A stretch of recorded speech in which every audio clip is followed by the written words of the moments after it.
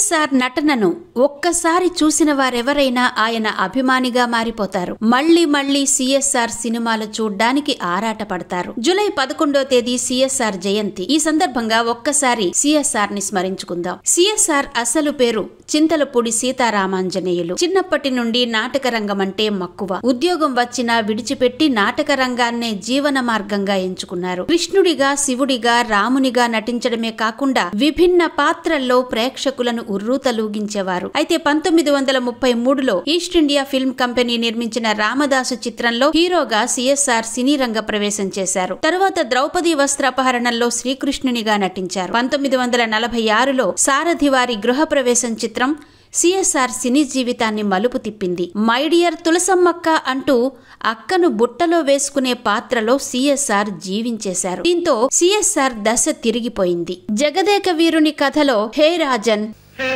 అంటూ పలికిన CSR dialogue ఇప్పటికీ అందరికీ గుర్తుగా ఉంది. విజయ వారి అప్పు చేసి పప్పుకూడులో 1000 రూపాయలు కావాలంటే 10 మంది దగ్గర 10 తీసుకోవడం కంటే ఒక్కరి దగ్గరే 1000 అప్పు తీసుకోవాలి, వడ్డీ తీరిస్తే సరి, అసలు చెల్లించినప్పటి మాట కదా